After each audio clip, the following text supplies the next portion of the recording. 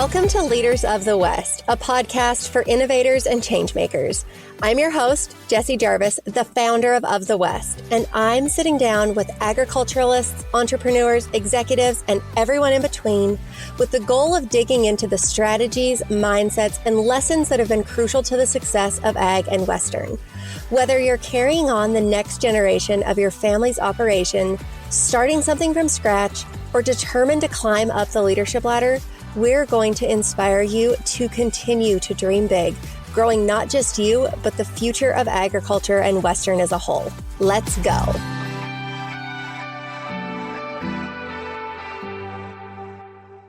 In the last few weeks, I've gotten some questions from employers asking how Of the West works, the cost, etc. So I want to take a second to break that down real quick. Pricing is a big deal, and we've worked really hard to make our listings affordable for everyone, from those of you who are a one-man or woman show to those businesses who are hiring at all times. So first things first, our basic listing. This is priced at $79. The basic listing is as it sounds. Your job is listed on the site and is found by job seekers who are searching for roles like yours. Next up, we have our pro job listing. This option is priced at $99. It's a 45-day listing, as all listings are. You can shorten them as needed with your specific closing date, but if you don't have a closing date, it'll sit on the platform for 45 days. This option also means that your job will be shared across all of our social accounts and in our weekly email newsletters that go out to more than 10,000 subscribers. That's followed by our premium listing, which includes everything in that pro listing, but these jobs are also pinned to the top of all jobs, so they get more time to shine. You can get those for $129. We also have special discounted pricing for internships. Those are priced at $59. It's the cheapest offering that we have, and we created that because we know internships are valuable positions to offer, but it's hard to spend money on them like it is a true employment position. Like all other jobs, again, those live on the site for 45 days at a time. And finally, for those who are hiring for multiple roles, we also have frequency discounts on 5 jobs, 15 jobs, and our unlimited monthly subscription. You know, as I mentioned before, we work really hard to make things affordable for employers and also bring forward great applicants. If you're in the process of hiring, or you know you will be soon and are planning to use Of the West, you can go to our website, ofthewest.co, and list those jobs. Well. Hello, you guys. Once again, we are back with this week's episode of Leaders of the West, and today is going to be a quickie little solo episode. I am sitting here drinking my coffee, and I'm so proud of myself right now. I have to share this with you guys. You know, these solo episodes are the death of me. They make me so uncomfortable. I always wait until the last possible day to submit them because I put them off and put them off and put them off. Even though I know that these are the highest listened to episodes, which I am so grateful for. You guys have no idea what that means. Like, the data is there, the analytics are there, and I still cannot just get over the awkward uncomfortableness for me that is recording these episodes. But here's why I'm so proud of myself. I am recording this 1 week before it is due. A whole week. I don't think that has ever happened to me with a solo episode. And I am so proud of myself right now. So I know that in the past we've had those episodes about don't put off till tomorrow what you could do today. And it's something that I am always working on as well. But this is I am not putting off till tomorrow what I can do today. It was the perfect opportunity to get it done.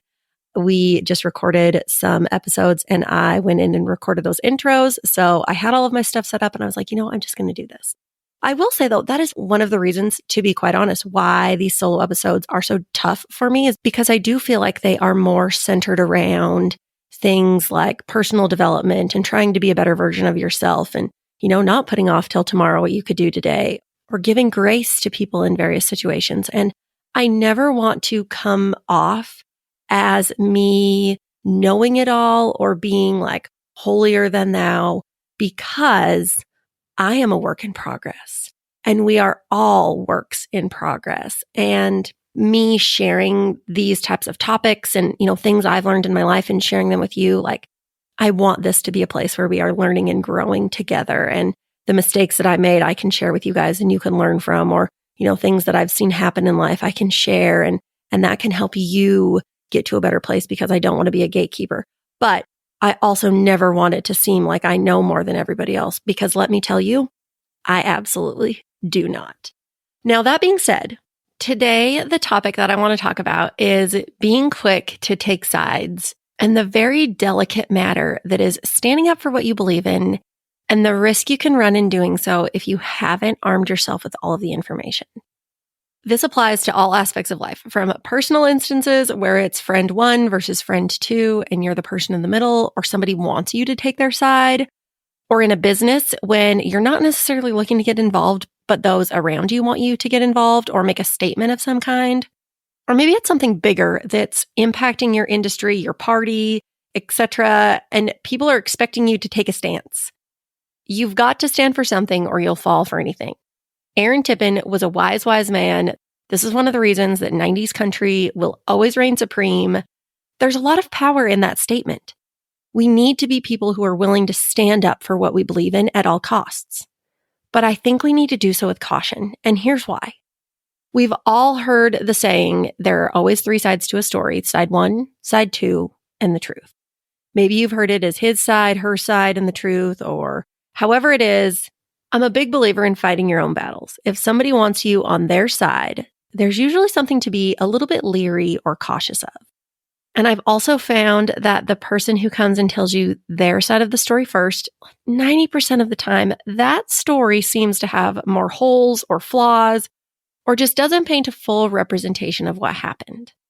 But they're rallying the troops, trying to get people on their side, because secretly I think they know they'll need people to back them up, because otherwise their side isn't necessarily going to hold up. Now, I share this because no matter how much you stay away from conflict, you are bound to find yourself in this situation at some point in life. And we absolutely all have. If you're the person who is being approached by one side or the other, and they're telling you their story and it sounds a little one-sided, know that it probably isn't a full depiction or account of what happened. Be careful in standing up for that type of story, because you could end up putting your character or your reputation on the line without realizing it. So don't be quick to take somebody's side. If you're the person who is maybe involved and somebody on the other side is going around telling their story, and the stress of people are only going to believe them is the thing that's keeping you up at night, don't fret. It all comes out in the wash. And what I mean by that is the truth has a way of revealing itself on its own timeline, just like life does. And eventually it will all come to light and work itself out. But that being said, keep taking the high road. As soon as you stoop to the level of telling your side of the story, you aren't necessarily any better than whoever or whatever is on the other side. Lead in truth, and truth will prevail. And then finally on that, if you're the person who is involved and you're running around trying to get people to fight your battle for you or join your side, knock your nonsense off. If you got yourself into the predicament that you're currently in, take some responsibility. You can figure a way to get yourself out, and you don't need to assassinate somebody's character in the process to make yourself look better. Whether you think it will or not, again, the truth always prevails. So keep that in mind. Now, on to the topic where maybe it's more of an issue that's going on. Maybe it's in your industry and you or your business are like expected to take a stance, or maybe you just feel like you should because the topic is a really critical one. By all means, go stand up for what you believe in. But again, just be careful or mindful in being quick to do so. Make sure that you have all of the facts. One thing that I have really seen a lot of over the last few years, and I credit this to maybe the unfortunate side of the internet or social media, oftentimes we see an issue come to light. The troops are rallied, people are jumping on board the bandwagon, and they're fighting for what they believe in, which is absolutely wonderful. That's what America was founded on. But the information that they have and that they're leading with, it's not necessarily the whole truth. It's not inaccurate information. It's not misinformation. All of it's correct. It's just not 100% of the information. It maybe leans a little more to one side than the other. And I think if we want to stand up for what we believe in, then we need to be doing so with 100% of the facts, because that is impossible to refute. It's really important to take a pause, take a beat, go gather information for yourself, and then, if you feel so inclined or called to, stand on up and preach your conviction and take your stance. And I will tell you guys, I have absolutely learned this the hard way. You will never see me come out in support or against an issue in the very early hours of something, with the only caveat to that being unless it's something that I am personally and directly impacted by. And I take that approach out of respect. I think if you want to stand in conviction on a specific topic, then you also have to do so with consideration. Usually we're looking at the here and now and how whatever it is that we're talking about or standing up for or against, how it impacts us specifically, or maybe people like us if we're removed from the situation itself and, we're looking at the issue as a whole. And I do think that's important because if you don't stand up for yourself, chances are nobody will. But I think it's important to ask yourself, will there ever be a situation in life where I could be in the other camp or on the other side of the fence and needing the thing that I'm speaking out against now? Having credibility and really leading in awareness of all sides and being aware of what is precedence, those are elements that are really important to me. Maybe that's right. Maybe it's wrong. I don't know. I just know that's how I operate. And I have, again, you guys, I've learned that one the hard way. Also, I will say you should never, ever feel pressured to stand up for something. Just because everybody else is doing it does not mean that you have to or need to. If you feel like you don't have all of the information or you need more time to think about all that's involved and really weigh in on what's going on, then by all means, that is perfectly okay. Somehow, I feel like we have become the society where it's expected that you're going to come out, again, for or against something with all of the facts within the first 24 hours of an issue, and that is absolutely absurd. This is not a time to vent. We are not winning a gold buckle at the end of this. You are not winning an award for being the first to talk about an issue or stand up for something, but you will be remembered for lending your voice to what matters. It just has to matter to you, not something that people think should matter to you or the speed in which you do it. It is okay to take that pause, to gather the information that you need and really educate yourself on what's going on, how that applies to you, how it applies to your industry, how it applies to your business, or, whatever element is involved, and then take your stand. So that is the episode, you guys. Be loud, be proud, but don't feel like you have to take somebody's side or an issue side without really arming yourself with all of the information. I think that's definitely something that we have, as I mentioned before, have kind of seen via the internet and via social media. And to be quite honest, unfortunately, I think that that's just something that we are going to continue to see more and more of and feel pressured to be part of.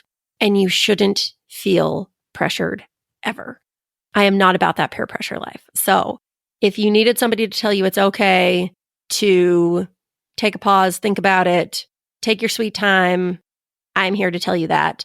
I feel like I should end this episode with a book recommendation or a podcast or a life hack, one of those rapid fire questions that I ask all of our guests. I'm in the process of reading a book that Gary Vee just released in the last, I think it was a month or two. I have yet to finish it, so I will report back when I am done. But honestly, anything by Gary Vee is awesome. I'll make sure to link that in the show notes. Podcast-wise, I have been binging The Skinny Confidential with Michael and Lauren Bosstick. I really like their show because I feel like they're the perfect meld of business and pop culture. This probably doesn't necessarily come as a surprise to you guys. I used to be so up to date on pop culture. When I was in high school, I could tell you who every celebrity was and, all of the things. And now that I'm in my 30s, I've turned into an old lady who knows absolutely nothing. And there's part of me that's okay with that. But I feel like in listening to The Skinny Confidential, I kind of get brought up to speed on what's happening in pop culture. I also get to tap into the minds of Michael and Lauren, who are incredible business people. And so I really do like that show for that reason. Product. Okay, if you guys follow me on social media, you guys are going to know this. We, in the last couple of months, have gotten a turtle box, and we absolutely love it. We have used it every single day that we have gotten it. We've used it in the arena, on the ranch. We've taken it to T-ball. We have a kids pump up playlist that we play during T-ball. The kids love it. Our kids love it here at home. In the mornings, I love to wake up early, 5, 6 o'clock, and I'll make myself a cup of coffee and I'll go outside and I'll water all my flowers. And now that I have the turtle box, I will turn on a podcast so that I can kind of habit stack. I get my coffee, I get my morning light, I get to water my flowers because that needs done. And then I also get that little podcast, or sometimes I'll listen to music. But anyways, I cannot recommend the turtle box enough. I know they are an investment, but they are absolutely worth it, especially if you spend your time outside a lot and you love tunes. We should try to do some kind of a turtle box giveaway. I don't know how that's going to work. And now that I've put that out into the world, I'm going to have to make it happen. I guess you guys are going to have to hold me accountable for that one, but I'll figure out a way. Maybe that is possible because they really are the coolest. I feel like that's it. As always, thank you guys for being here. Those of you who have taken the time to write a review or give us that 5-star rating, that means a world of difference to the show. It increases our validity. It makes us easier to find. We read every single one of those written reviews. I wish that they made you leave your email address because I would personally email every single one of you and tell you thank you. That is how much it means to me. So if you guys have yet to do so, I'm going to ask you a favor. Will you take 2 minutes of your time and go leave us a rating and or a written review? It makes a big difference. We are so appreciative of it. Okay, you guys, that's all I've got for you today. I hope you have a great rest of your day, and you guys know the drill. As always, we'll catch you back here next week.